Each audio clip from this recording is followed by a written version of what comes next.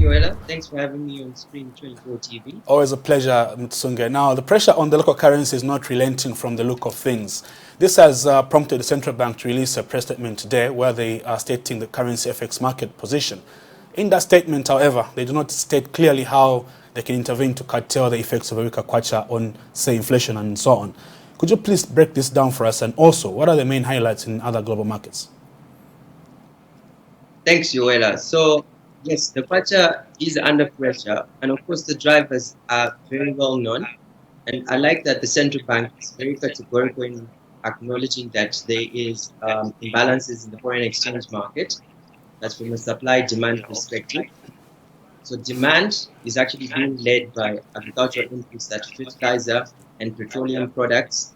And supply as well is being linked to low conversions from the mining industry. Another factor that's not mentioned is that when they dollarized mining taxes, they sorted out the supply side to be able to raise dollars to meet some of the foreign currency obligations of the government. But what that did was it chopped the market. It's now starving the market of dollars. So the market doesn't have enough dollars. And that is what is pushing pressure on the your exchange rate. And at the same time, reserves are pretty much very low. But then you would expect that the central bank, yes, this is moral suasion, but then they should at least categorically come and calm the markets by saying exactly what they are doing to curb the losing streak, because the kwacha is practically running away.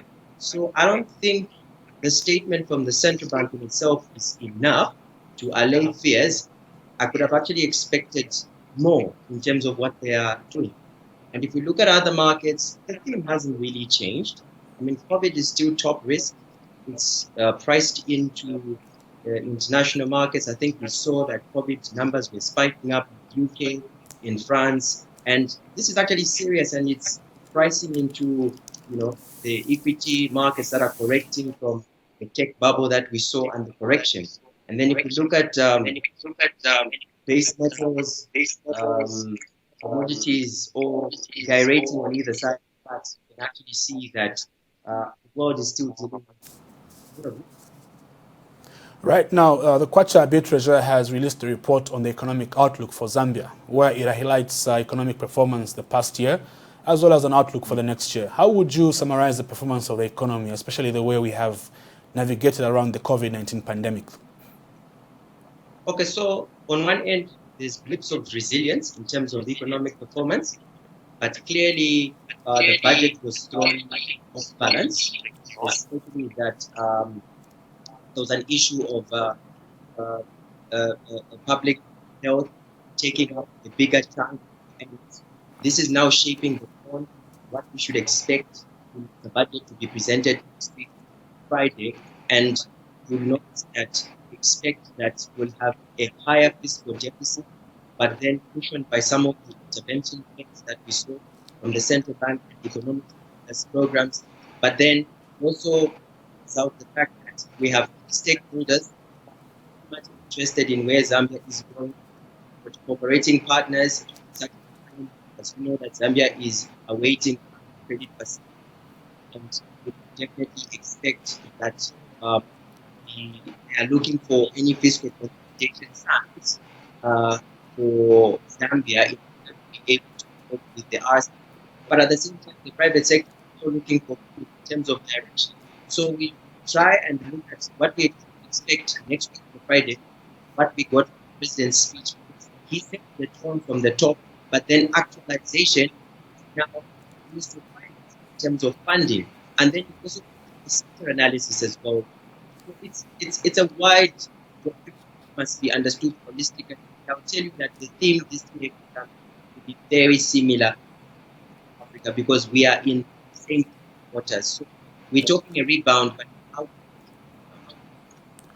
Right, Mutisunge, your line is quite bad. I'm not sure if you can just adjust your mic. But finally, last question, if you can just tell us what your thoughts are. The upcoming national budget basically drives fiscal policy going forward. I'm sure the document is being fine-tuned now in readiness for next week, Friday. Last year, the health function got 9.4 billion kwacha, which was a 16% increase from 2019 budget. of which you and I know they have had to overshoot due to the pandemic. Now, right now, it is very likely health will get a bigger boost as the fight against COVID-19 goes on. But what other sectors do you feel should accompany the health function in the upcoming budget? I'll tell you one thing, Yoela. If you talk about sector performance, for example, it is true that health is going to get a bigger chunk, bigger than last year, because healthcare is top risk. But then let's also not forget that there is one elephant in the room that we are all ignoring: debt. So the first point of call is we need enough resources to meet debt. But then you should also realize that taxes have shriveled because the private sector has not done very well. And it is the private sector that drives any economy. So the question is, what incentives will they be for the private sector? Are we going to look at giving tax holidays to local businesses, for example, to just stimulate growth? Are we going to look at more regulatory compliance? I think there are some quick wins, such as ZRA can zero in on people that are smuggling, because if you slap fines on people that are smuggling, everyone will not have a problem with that.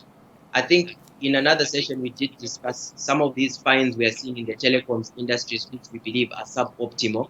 All those are pretty much opportunities. Agriculture has done fairly well, but on the manufacturing sector, the question is, are we going to see policies that are going to incentivize more local production? So it's a budget where we see what you are seeing in the stimulus package and the COVID relief packages in the private sector. Now, this would be more like at a large scale to say, are we going to allow people a longer time to pay some of their tax obligations when they fall due, because you also don't want to scare the private sector. So those are the kinds of things that we are looking forward to in the budget, and it is very highly unlikely that taxes will be increased for the mines. You can't. Sentiment for the mines has not been too good this year, and you could see a little bit of activity here and there. So we're just eager to see what's going to come out of it. But ultimately, the president says we are preparing ourselves for a rebound. So what everybody is waiting to see is how will that rebound be achieved? Yes. Right, Mutisunge, always, it's a pleasure to have you on S24's Money Watch. Do have a good evening.